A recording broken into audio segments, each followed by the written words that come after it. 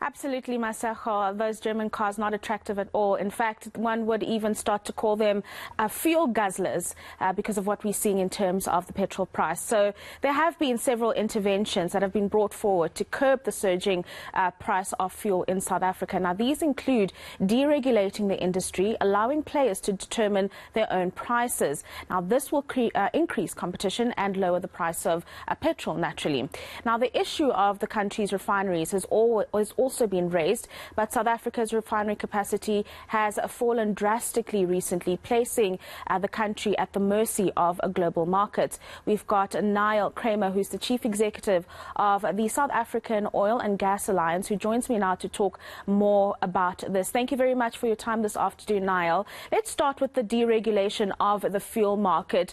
Some of the benefits here, because during the course of the week, we've been hearing about how it would be bad, particularly for transformation in the industry, but the competition would be good for the consumer.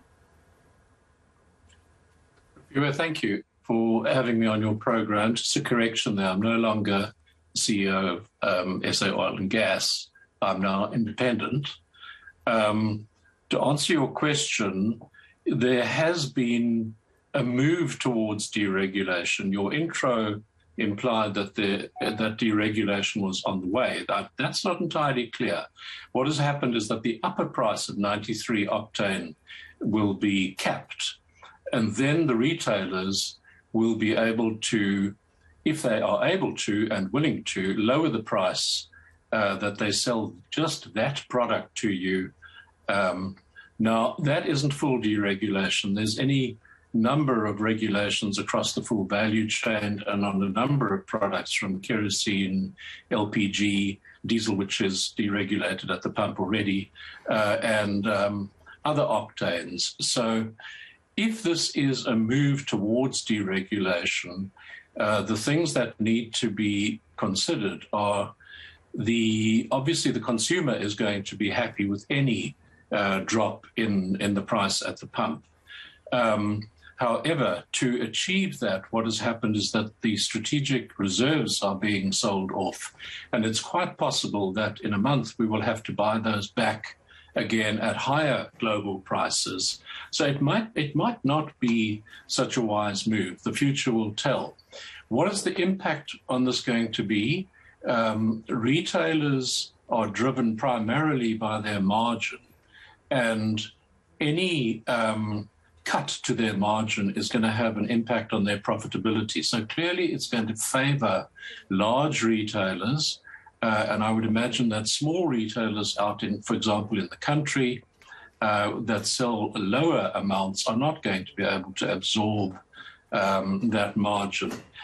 It's also unclear what effect that's going to have on the employment situation. Retailers are very large employers across all of the service stations in the country, and to date they have been required to have full service. So it could be a move towards self-service, or it could be a move towards dual service, where some retailers would choose to give you full service for a premium or a lower fuel price if you are prepared to do it yourself. That hasn't been clarified yet. I hope that answers your question to some extent. No, absolutely it does. And you mentioned within your answer something very important, Niall, the issue around South Africa's oil reserves. There was a report that to get that R1.50 cut in the fuel levy, some reserves had to be sold. I mean, we've done this in 2016 before, and one wonders if it's the right direction, given what you just mentioned, what we're going through as a country, that we would need these oil reserves. I mean, your thoughts on this move by government and buying them back at higher prices?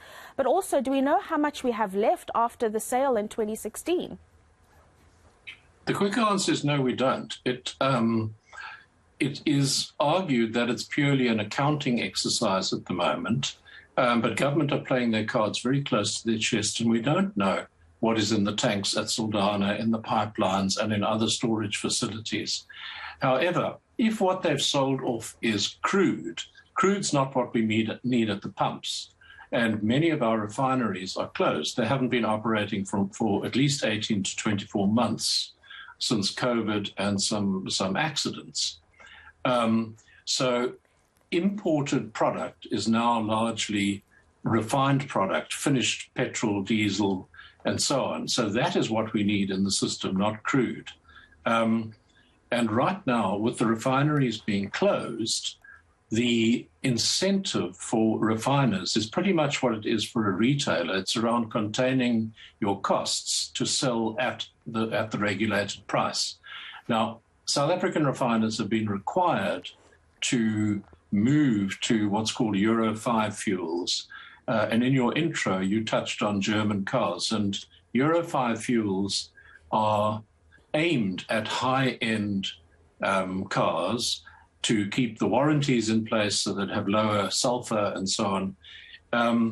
And the demand for that is actually pretty unclear at the moment, as is, and this is more important, as is the cost recovery mechanism. So in a regulated market where the cost is capped, it's unclear. No refiner is going to go to their head office and say, here is a business case, when you in fact don't have one. The fact that government tells you to do something is not a business case. No, absolutely. Thank you very much for your time this afternoon, Niall Kramer, who is an independent analyst in the energy space. Thank you very much for your time this afternoon.